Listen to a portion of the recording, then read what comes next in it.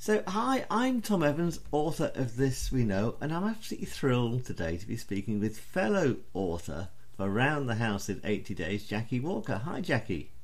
Hello, Tom. It's been a while since we've blethered. It has, and I just love blethering with you because you never know what's going to pop out of the bag. Well, I did send you an email about the sort of this interview and what we're doing. We're talking about things that we know, things we don't know, and things we'd like to know. Yeah. And I'm specifically speaking to people who've read the book This We Know, not about the book and what they thought about the book, because people can just go and download it and read it, or get the print version and make their own thoughts up. What I'm keen to discover is your thoughts on knowledge and what you know and what you don't know, and what you'd like to know.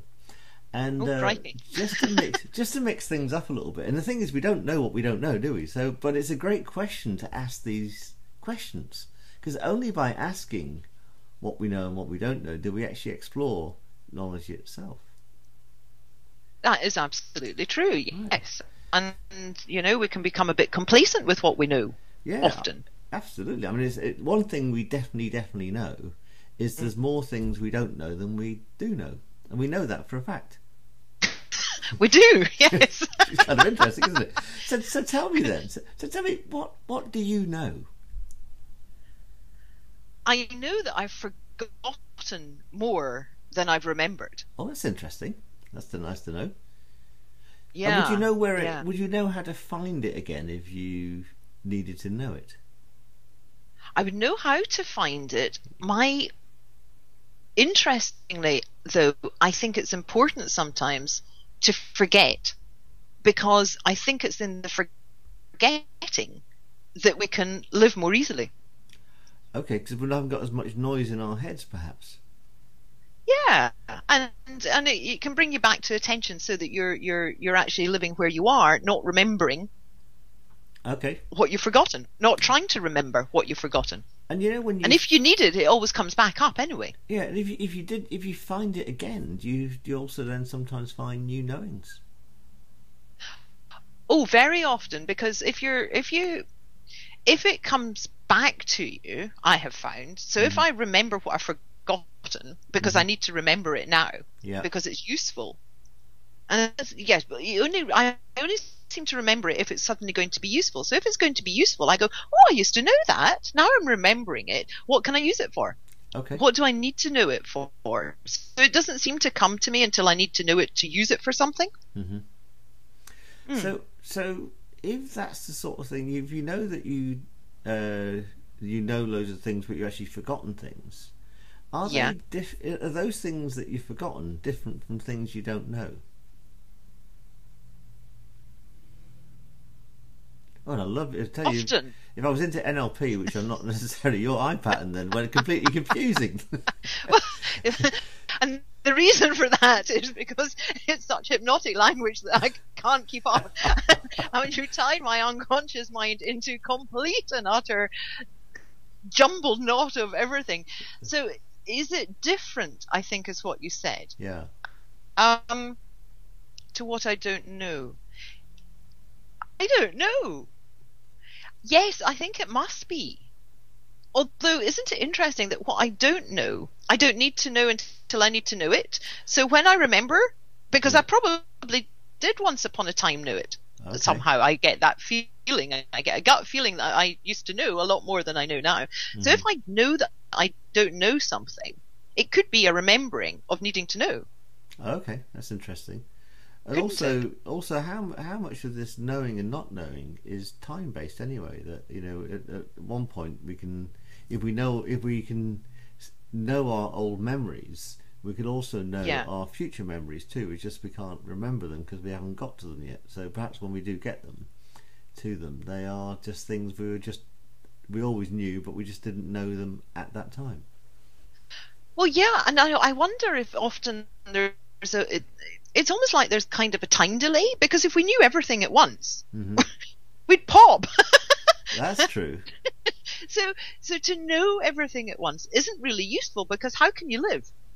So if we've got this time delay, if you get a dinner plate in front of you, and you've got all this food on it, you can't put it all in your forehead and into your mouth at once. You have to just pick and choose and eat mouth by mouth, Yes. bite by bite, because you can't put it all into your mouth at once. Wow. So what we know and what we remember and that sort of thing is in this is like a big dinner plate, and we just pick and choose what we're going to put into our mind or our thought processes at a time, because otherwise we'd just explode.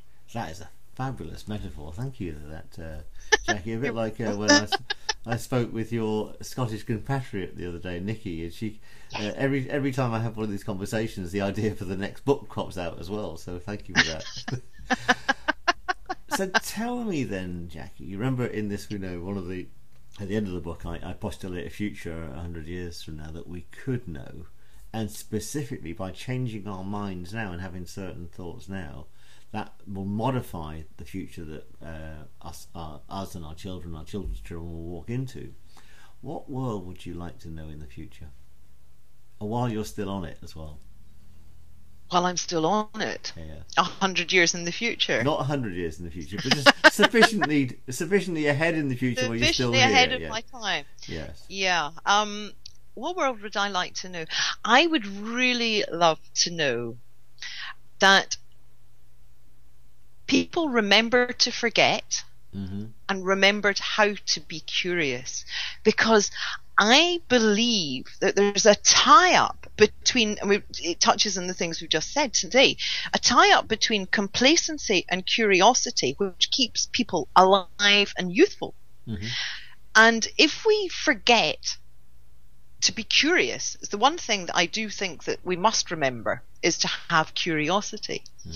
And I would really like to see people asking more questions and being more curious, rather than falling asleep and just allowing things to happen to them. So for me, creativity comes from curiosity, and possibility comes from curiosity, and really questioning how come we stopped being curious for so long, maybe. Because I think we're being even more curious these days when you see what goes on in the world, and why we've ended up with certain wars, and why we've ended up having global warming and all the rest of the world problems. We're beginning to ask, for what reason, for what purpose, what can we do? And there is a curiosity there. And more than that, it's not for what purpose it was there, what can we do about it? And at the end of your book, I think this is I just loved the world that you painted, and that's through being curious of what could we do, and wouldn't it be fun if, and if fun's another word that's lovely. Can we not have some more fun here? Some fun and curiosity and openness and possibility thinking. So I think it's probably a little bit more, pushing boundaries and pushing what we think we know, and allowing ourselves to forget what we can't. Wow. Well, that sounds like a very fun world to be in, Jackie. And I'm looking forward absolutely looking forward to the next few years, or the next few billion miles we travel together on Spaceship Earth. So thank you for that, and thank you for sharing so much, Jackie, today. That's been fantastic. You're very welcome. Thanks, Tom. Bye now.